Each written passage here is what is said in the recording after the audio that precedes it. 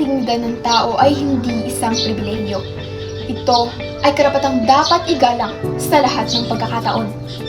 Sa ating lipunan, maraming individual ang nakararanas ng pang-aabusong sexual na hindi lamang sumisira sa kanilang katawan, kundi pati na rin sa kanilang tiwala, seguridad at pakiramdam ng sariling halaga. Unti-unti itong pinipinsala hindi lamang ang buhay ng isa, kundi pati na rin ang iba.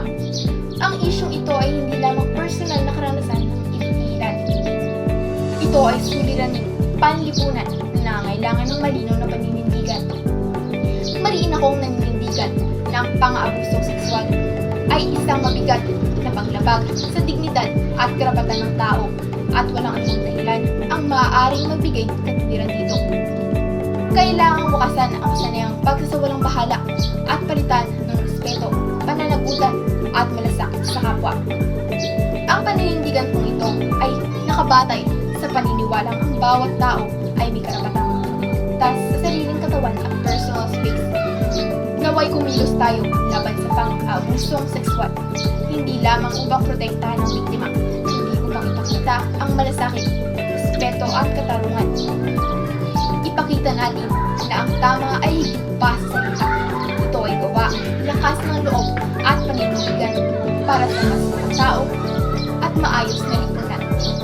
Pinili kong manindigan laban dito dahil una, ito ay sumisira sa kalayaan at dignidad ng bawat tao. Ang ganitong paglabag ay nag-iiwan ng malalim na bakas sa damdamin at isipan.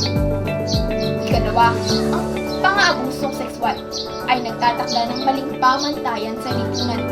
Kapag ang ganitong paglabag ay hindi pinipigilan, nagiging tila normal ang maling gawain at tuluyan itong napagsasawalang bahala. Ikatlo, humahadlang ang pang-abusong sexual sa personal na pag-unlad ng biktima. Para itong anino na sumusunod sa bawat hakbang, hinihila, pababa ang kanilang pangarap at pinipigilan silang lumipad ng malayo.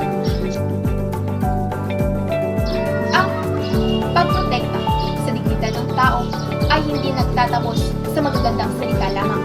Ito ay naipapakita sa araw-araw na pagpipili ng respeto, pagpapahalaga at paggalang sa hangganan ng bawat isa at sa tapang tumitig laban sa pang-abuso kahit na ito hindi madali. Maliit man o malaki, sa bawat kilos ay maipapakita natin ang ating malasakit, pananagutan at pagkilala sa karapatan ng bawat isa.